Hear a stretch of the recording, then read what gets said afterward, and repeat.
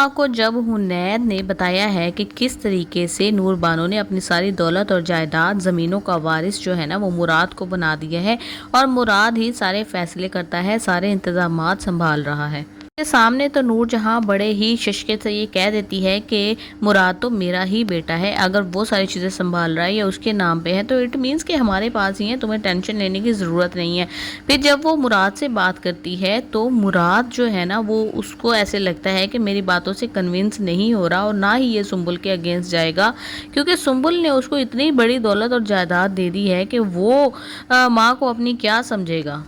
वापस वो हुनैद को बुलाएगी और हुनैद को भड़काएगी नूर बानो के अगेंस्ट कि देखो इसने मेरे घर का माहौल ख़राब कर दिया है, इसने सुंबुल को अपने पास रखा मेरे फैसले के अगेंस्ट और उसको जॉब दिलवाई है। अब वो मेरे ही सर पर चढ़कर बोल रही है, जब मैंने उसको कहा था कि तुम घर वापस आ जाओ, लेकिन उसको तो ठिकाना है नूर बानो का, वो यहाँ पे अय्याशी की ज़िंदगी गुजार रही है और ये मेरे ऊपर हंस रही है कि किस तरह से इसने मुझको वीक साबित कर दिया है।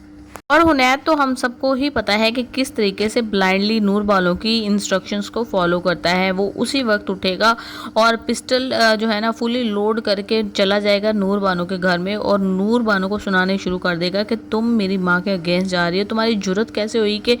तुम्हारा बाप भी यही करता था और तुम भी अब उसी रास्ते पर चल निकली हो। नूर बानो आगे से कहेगी कि तुम्हारी जुर्रत किस तरह हुई थी, एक तो मेरी इजाज़त के बगैर यहाँ पर मेरे सामने आकर मेरे ही घर में खड़े हो गए हो और मेरे सर्वेंट सारा कुछ देख रहे हैं और तुम मुझे धमकियाँ लगा रहे हो, मेरी ही जगह पे खड़े होकर मुझे धमकियाँ लगाओगे तुम।